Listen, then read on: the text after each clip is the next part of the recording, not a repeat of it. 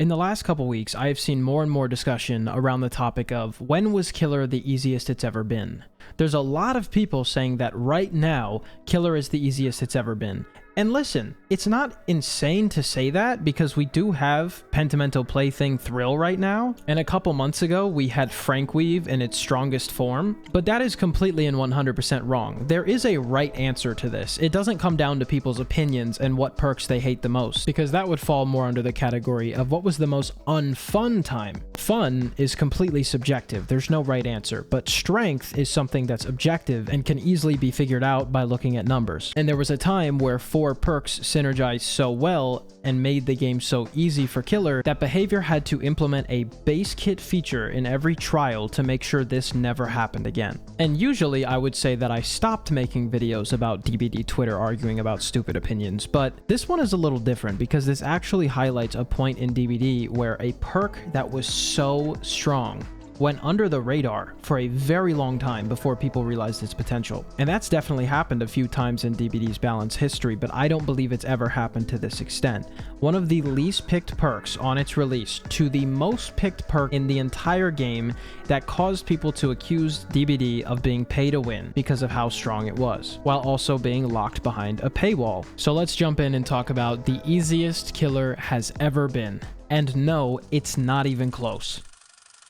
On June 15th, 2021, the Dead by Daylight anniversary event would begin. And not only that, the anniversary killer would release. That year, the anniversary killer was the Nemesis. He would be released with his 3 teachables, because this is back when teachables still existed. And those 3 perks, of course, were Hysteria, Lethal Pursuer, and Eruption. Now, at the time of release, a lot of people definitely were intrigued by these perks. However, a lot of people, especially the casual player base, were also let down. Lethal Pursuer was only active for the first couple seconds of a game, and it didn't do anything else for the rest of the trial. If you were someone that already understands survivor spawn points, then this perk was pretty much useless. Hysteria was widely considered an okay perk. At the time, it was a nice passive way to get Oblivious, but obviously in months to come, it would quickly be overshadowed by Plaything releasing only 3 months later. When you compare Hysteria and Plaything, if you're specifically looking for an Oblivious effect, you're likely going to pick Plaything. And then there was Eruption, a perk that so many people would be interested in at the start,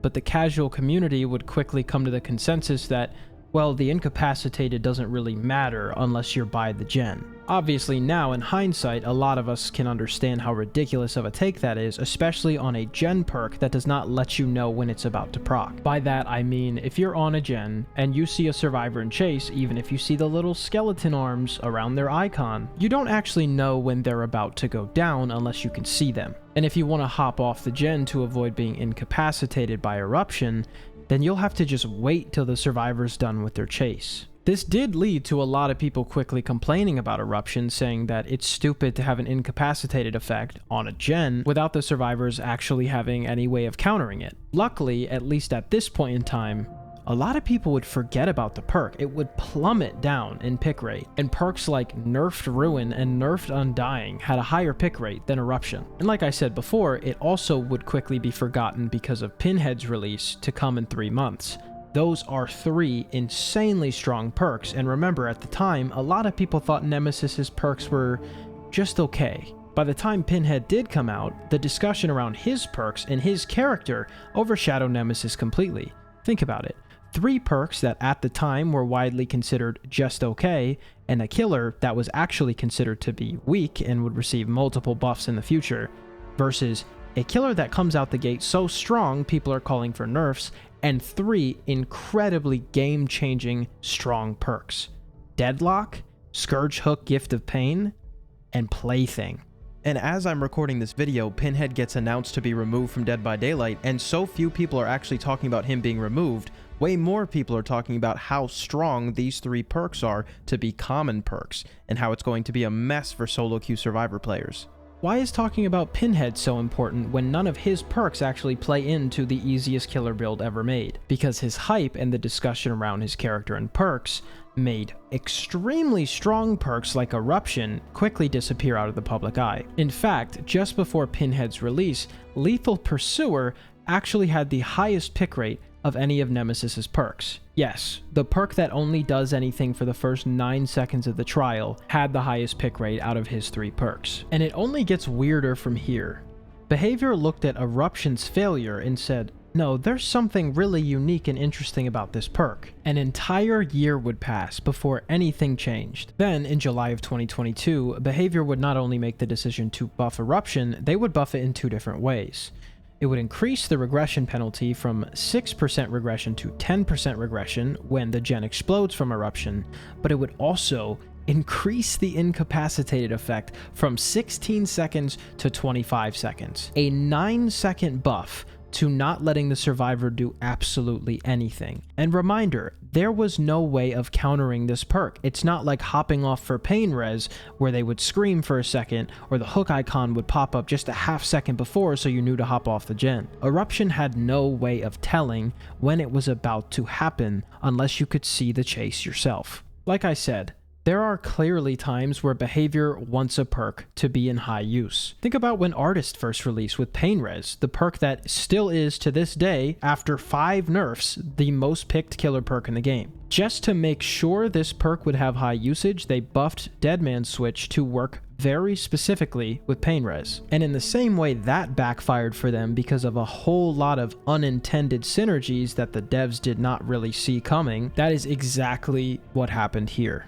At that time, and even more now, I still don't understand why Behavior ever wanted to push a perk that promotes survivors not being able to do anything, and also not being able to know when they're about to not be able to do anything. Now, I'm not here to just shit on their decisions, because in this same patch, 6.1.0, they also buffed Lethal Pursuer to be a very, very useful perk, and to me, it's still one of my favorite killer perks in the entire game because of how much it helps. They didn't just buff this perk, they buffed every aura reading perk in the entire game simply by buffing this perk. Instead of just revealing survivors at the start of the trial for 9 seconds and then doing nothing, they thought, how can we make this do something else?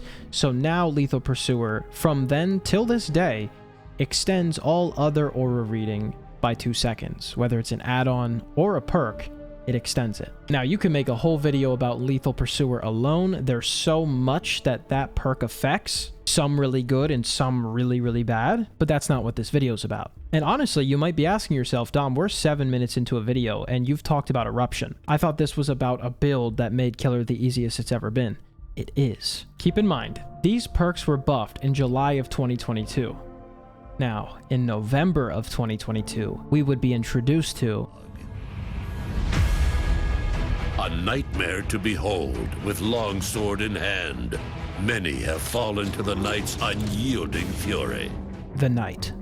And this is where things really start to pick up to create the easiest meta Killer has ever had. With the release of the Knight, we were given a perk that has not been changed to this day. That perk obviously being Nowhere to Hide.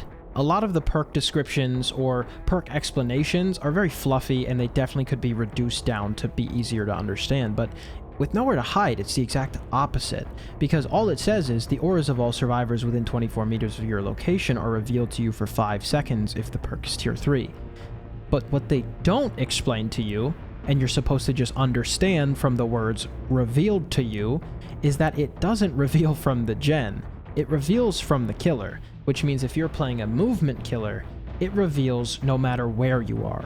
I'll keep this pretty short because anybody that's played DBD in the last 2-3 years understands how this perk works because you see it everywhere still. But let's say I'm Nurse, right? Let's say I have 3 blinks. I kick this gen, I blink 3 times across the map, I reveal everybody within 24 meters of me during all 3 of those blinks. If I'm playing Blight and I kick a gen and go on a rush, for the next 5 seconds, I will reveal everybody I run by. I and many others believe this perk should reveal around the gen, because all this perk does is make strong killers stronger and weak killers just as weak as they've always been. I think the fact that it reveals around the killer themselves makes it pretty unfair to M1 killers or killers that don't have movement of any kind. And in a game with so much strength disparity between the killers, why are we releasing perks that only make strong killers stronger? But that's not even half of the problem with Nowhere to Hide. In perk balance, especially in DBD, there definitely is a concept of risk versus reward, right? You want the very rewarding perks to have some kind of risk. A lot of people call it a prerequisite or a pre-activation. For example, Pop Goes the Weasel is a very strong perk, but it's quite a healthy perk because the only way to get that perk to work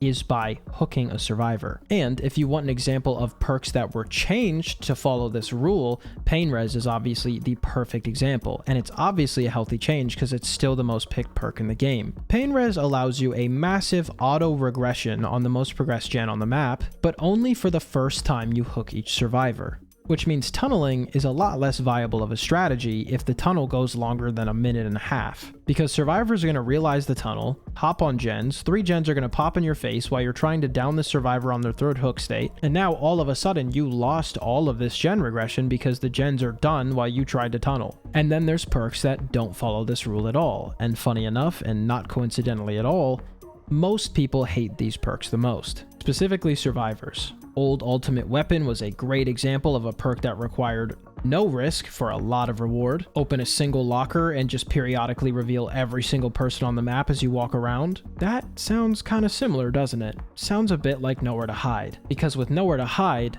all you have to do is kick a gen. And this is where the meta really starts to pick up. Because now, from just these 2 perks releasing and one of them being buffed, if I'm a killer and I'm looking to win, all I have to do is hop on a movement killer, kick a gen, run around, and reveal somebody, and then if I down that survivor, the worst case scenario is I will get 10% regression on the gen I just kicked, while also securing a down on a survivor. And even funnier, if a survivor got back on the gen after I kicked it with Nowhere to Hide and Eruption, and then I down the survivor and chase, that survivor now can't do anything for the next 25 seconds. Can't heal, can't beam save, can't continue the gen they were just on, even though they received no heads up in any way that Eruption was about to go off on that gen. And the craziest part to me is perks like Trail of Torment reveal what gen was kicked. Eruption, a perk that directly affects whoever's on the gen, doesn't do that. They'll reveal in yellow for the killer who kicked the gens, but not for the survivors who desperately need to know what gens have Eruption on them. Because if you come up to a gen that's regressing, you don't know if that gen is regressing because Eruption already happened, or if that gen is regressing because the killer kicked the gen and Eruption is currently on it. No matter how good you were at this game at the time, or how aware you were of how the game works, it didn't matter. But those are only 2 perks, and killers can bring 4 perks, so what made this meta so easy? The Doctor's perk Overcharge, and Onryo's perk Call of Brine. These perks would be so common together that most people just called them OverBrine, the same way people call Enduring Spirit's Fury Ender Fury. Because when you see one, you know the other is there, especially during this time. For the sake of the length of this video, we're not going to dive into the history of these 2 perks the way we did for the last 2 perks, but I will point out one significant thing about both these perks. First of all, Call of Brine actually has a very similar history to Eruption, where it released, it was talked about for a second, and then it kind of went under the radar. Now, this perk was definitely picked more than pre-buffed Eruption, but it did go from a decently low pick rate to an incredibly high pick rate, one of the highest pick rates in the game. Just like all the other perks in this gen kick meta, it would be nerfed later on, but this is what the perk did at the time. Once you kick a gen, Call of Brine activates for 60 seconds. The damage generator regresses at 200% of the normal regression speed, and its aura is revealed to you in yellow. And you will receive a loud noise notification each time a survivor hits a good skill check. To put in simple terms, this gen reveals anytime a survivor gets back on it, while also causing it to regress twice as fast as it would without this perk being equipped. Yet again, another perk that all you have to do is kick a gen to get ridiculous value. And the final perk in this meta that was objectively the easiest killer has ever been was Overcharge, Doctor's perk. And the reason this perk skyrocketed in popularity along with the others is obviously the gen kick meta was stronger than it had ever been, but there are other gen kicks in this game. Why Overcharge? What kind of stupid value did this perk give you when all you did was kick a gen? Because remember, kick a gen with Nowhere to Hide, you're a massive sonar beacon. Kick a gen with Call of Brine, double regression speed, as well as actively informing the killer anytime somebody gets back on the gen. And for Overcharge, it would be something very similar. When you kick a gen, Overcharge activates. When a survivor gets back on the gen, they will have a very, very small skill check. And for a lot of you, you might think that's all Overcharge has ever done. If you miss that little skill check, you lose 5% of the gen's progress. But this is where you can tell behavior wanted this meta to happen. It was very intentional, because in the same patch that Eruption was buffed super hard, so was Overcharge. In this patch, they added another feature to this perk that increases the generator's regression speed from 75% to 200% over the course of 30 seconds. And keep in mind, if the gen is never touched, it will stay at that speed. OverBrine's 200%. Overcharge is 200%, Overcharge's bonus 5% for the missed skill check, Eruption's 10% if a survivor goes down, while also being able to patrol if they get back on the gen from either Overcharge's explosion or OverBrine skill check. I hope you're starting to see what makes all these perks so problematic in combination. In this time period, the outcome of a match did not depend on how well the killer played. The outcome of a match depended on how patient survivors were. At this time, you did not need to understand how to play killer at all to win every single game you stepped in. That is not a dramatization. Nearly every single DBD creator you have ever watched, unless they're rage baiting, will agree with these statements. OverBrine Eruption Nowhere to Hide was objectively, without a doubt, the easiest killer has ever been. Kick one single gen and receive upwards of 10 positive effects from the 4 perks in your loadout simply by pressing your spacebar. Talk about no risk, all reward. And at this time, the regression event mechanic did not exist yet, as that would not be added until the shotgun speaker skull merchant incident, which was the other massive reason so many gen kicks got gutted. But this meta, as well as the skull merchant incident, is why the regression events were added. What blows my mind is I see people talking about old Ruin Undying saying it was just as strong. That's nostalgia beating your ass. It was definitely very strong, but it had clear counterplay,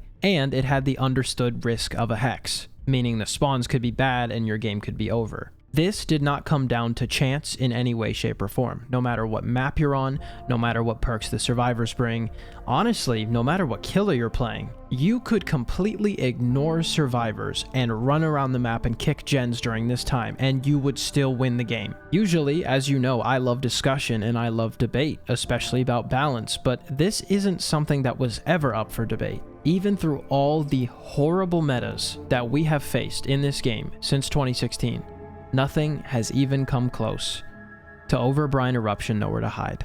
Because every other strong killer meta this game has seen has some kind of chance, has some kind of risk, or some kind of user input necessary. For this meta, all you had to do was walk up to gens and kick them. In patch 6.7.0, 3 of these 4 perks would be nerfed very, very hard. But still, what a horrible time for Dead by Daylight. Thank you so much for watching this video all the way till the end. That helps me more than you know. If I missed anything about this meta, please comment it down below, and I'll see you guys next time.